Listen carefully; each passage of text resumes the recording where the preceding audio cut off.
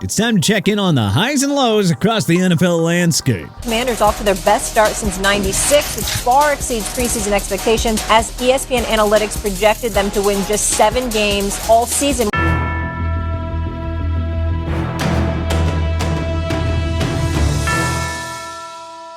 How about we run through the 5 biggest disappointments and 5 biggest surprises of the season so far and break down their impacts. Disappointment? Aaron Rodgers and the Jets. Let's kick things off with what has been the most painful disappointment of the season. The New York Jets and Aaron Rodgers. Despite all of the hype, all the signings, and all the trades, now including Davante Adams, the Jets have somehow crashed and burned coming out the gates. You thought the Super Bowl dreams were crushed last year when he tore his Achilles on the first drive? Man, that was nothing compared to this season's fiasco. The Jets fired Saleh, demoted Nathaniel Hackett, and lost to the Patriots, a team that is headed straight for a top 5 draft pick. Their recent win against Houston in Week 9, which was, frankly, their last real attempt to salvage the season, only put them at a miserable 3-6 record. That right there is 3 wins, folks. That's it. No more than that. And they're actually worse than last year at this point. For a team that fired head coach Robert Saleh and brought in Rodgers' guys to build a championship contender, this has been nothing short of a nightmare. Rodgers is putting up career worst numbers in every major category: completion percentage, yards per attempt, and passer rating.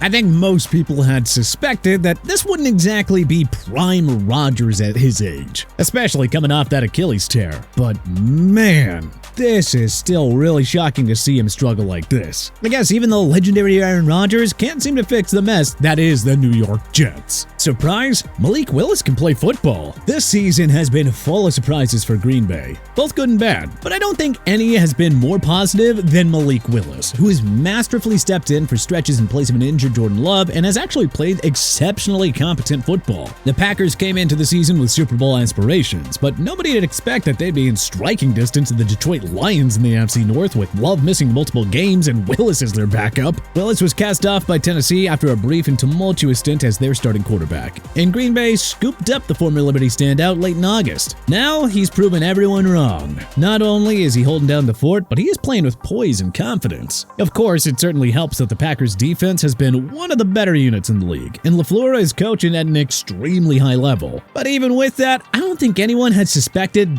that Willis would play this well coming into the year. Disappointment? Cincinnati Bengals. After starting the season 1-4, with each loss coming by 6 points or fewer, fans are now torn between feeling snakebit and just plain frustrated. Cincinnati's been close, but close is not enough. What makes it all particularly puzzling is that Joe Burrow has been solid, and Jamar Chase is near the top of the ranking for league leaders in receiving yards. But something just isn't clicking. Whether it's bad luck or poor execution, the Bengals are one misstep away from throwing away a season that should have had them in the playoff hunt. For a team that has come so close in recent years, it is tough to watch them struggle to close out games, and now they're teetering on the edge of another season of Joe Burrow's prime just slipping away. Surprise? Russell Wilson is back? Who would have thought that we would be talking about Russell Wilson's resurgence with the Pittsburgh Steelers after how he finished during his stint in Denver, especially after last year when the arranged marriage with Sean Payton snowballed into just about as big of a disaster as one could imagine. But in any case, when the Steelers picked up both Wilson and Justin Fields, 2 quarterbacks coming off disappointing stints elsewhere, it just looked like a rebuild waiting to happen. In the very best case scenario, the retread QBs were viewed as a bridge. But instead, Mike Tomlin's quarterback shuffle has worked like a charm. Fields went 4-2 before Wilson returned from a calf injury, and now Wilson has since won 2 straight as the starter, and looks like he's actually capable of taking this offense and this team to the next level, and possibly into serious postseason contention.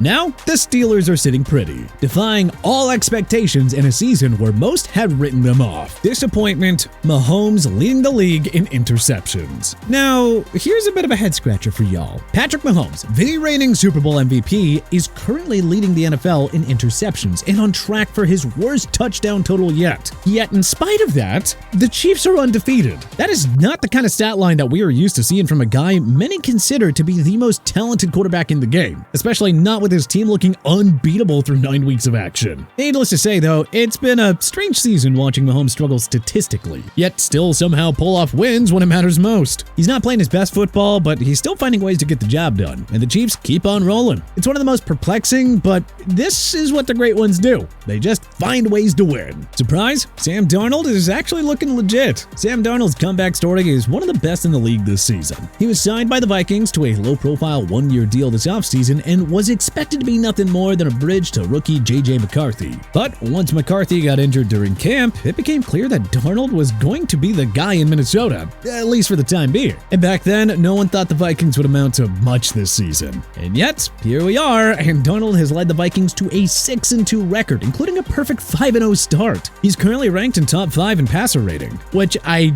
don't think anybody saw coming. General manager Kwesi Adolfo-Mensah and head coach Kevin O'Connell deserve huge props for seeing something in Darnold when most of us thought his career was over. Darnold has proven that he's got the ability, and the Vikings are reaping all the benefits. Minnesota is a serious playoff threat now, and it's all thanks to one of the most unlikely QB success stories that we have seen in years. Disappointment? Bears offense. This season was supposed to be different for Chicago. After years of searching, the Bears seem to have found their answer at quarterback in Caleb Williams. Plus, they added some big names on offense, like rookie Rome Odunze and veteran Keenan Allen to go along with last year's big pick at wide receiver DJ Moore. And I mean, coming into the year, the pieces were all there. But I don't know, for whatever reason, this offense has been anything but electric. They've dropped from second in the league in rushing last season all the way down to 23rd. That is a massive fall for a team that's always prided itself on ground and pound football. In the passing game, sheesh, don't even get us started. They're ranked among the worst in the league, and it's actually regressed since Justin Fields was at the helm with less firepower on the field. Head coach Matt Eberflus and the offensive staff need to get back to the drawing board, or they risk wasting a year of development for Williams and a prime season for their top playmakers. This offense was built to compete, but right now, it is struggling just to stay afloat. Surprise? Derrick Henry is looking prime. Derrick Henry is not just defying age and expectations, he is rewriting the narrative for running backs in the NFL. In a time when teams are letting go of big-name backs and opting for younger, cheaper options, Henry has reminded everyone that some players are simply built different. After joining the Baltimore Ravens, Henry has not only found his form, but is absolutely dominating the league once again and is proving that it is always Tractorcito season. He leads the NFL in rushing with 946 yards, and he's doing it on an absurd 6.5 yards per carry. That is over a yard more per rush than he averaged back in 2020 when he joined the elite 2,000-yard club. Henry's impact goes far beyond the stat sheet too. And boy, that is saying something. By carrying the load in the run game, he's taken a ton of pressure off of Lamar Jackson, allowing Baltimore's star quarterback to avoid unnecessary hits and just focus on making plays through the air. This balanced approach has made the Ravens a nightmare for opposing defenses, who now have to respect Henry's power and Jackson's speed. That right there is vintage Derrick Henry, and the Ravens are reaping all the rewards of one of the best signings of the offseason. Disappointment? Houston Texans are falling apart. The Houston Texans were supposed to be a team on the rise with serious Super Bowl aspirations. After all, last season, C.J. Stroud arrived in a big way, and he was almost immediately anointed as the franchise's hopeful savior. But so far, this season has just been a brutal reminder of how quickly things can fall apart in the NFL. Protection has been a huge issue for Stroud, with the Texans ranked near the bottom of the league in sacks allowed. The injury bug has only made things worse. Star receiver Stephon Diggs went down with a season-ending knee injury, and Nico Collins is on injured reserve with a lingering hamstring strain. Without his top targets, Stroud has been left to work with a depleted receiving corps, forcing him to rely on less experienced players who, well, aren't quite ready to step up. The Texans had hoped that this season would be a stepping stone, a chance to show that they're building something sustainable around Stroud. But with all the setbacks, it's looking like this might be another season of disappointment. Surprise? Washington Commanders are actually legit. All in the course of one season, the Washington Commanders have gone from an underdog story to a legitimate contender. And it's all thanks to their rookie quarterback, Jaden Daniels, who is the driving force behind it all. Daniels is putting up MVP caliber performances week in and week out, showing poise, accuracy, and the dual threat ability that is keeping defensive coordinators up at night. He's on track to post over 4,000 passing yards and could be up over 700 rushing yards by the end of the season, despite only leaning on his legs when he absolutely has to.